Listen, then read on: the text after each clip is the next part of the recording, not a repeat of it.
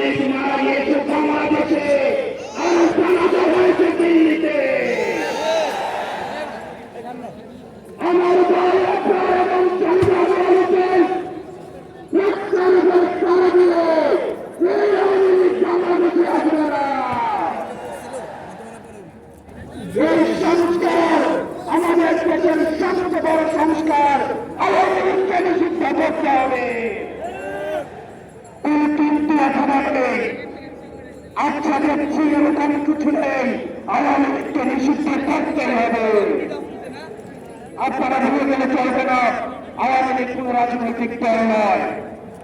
৭১ পরবর্তী সময়ে আপনারা দেখেছেন শেখ মুজিব সর্বপ্রথম বাকশাল কায়েম করে গণতন্ত্রকে গোলামী হত্যা করেছে।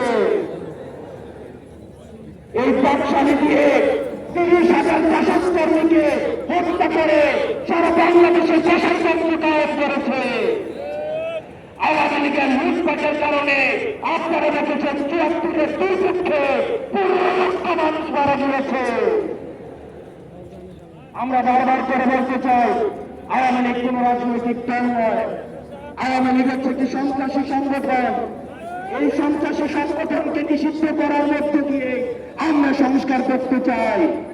একই সাথে সাথে সপ্তাহে যে হত্যাকাণ্ড হয়েছে, আমরা আপনাদের কাছে অনুরোধ জানাবো, এই সপ্তাহ হত্যাকাণ্ড যারা শহীদ হয়েছে, আজকের এই মঞ্চ থেকে এই শহীদের লিস্ট আপনারা জাতির সামনে প্রকাশ করে একই সাথে সাথে এই হাসিনার পর্যন্ত প্রয়োজন হলে আমাদের শেষ বক্তব্য দিয়ে এই তরুণ প্রজন্ম আমরা হাসিনার শাসন নিশ্চিত করে পর্যন্ত আমরা আন্দোলন চালিয়ে যাব এবং নারী সংস্কার নিয়ে যাই কৌশল আপনাদের কাছ থেকে এসেছে।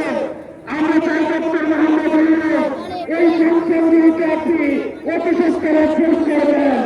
আমাদের প্রয়োজনীয় যে সংস্কারগুলি রয়েছে সেটিকে পাশ কাটিয়ে প্রয়োজনীয় যে সংস্কারগুলি রয়েছে সেটির মধ্য দিয়ে নারীদের অধিকার নিশ্চিত হয়, সেটির মধ্য দিয়ে নারীদের সম্মান নিশ্চিত হয় এবং আমাদের দেশের ধর্মীয় এবং কালচারাল সাংস্কৃতিক যে সম্মান অক্ষুণ্ণ থাকে সেই অধিকারগুলি সেই সংস্কারগুলিকে আপনাকে জোর করার জন্য আহ্বান জানাচ্ছি।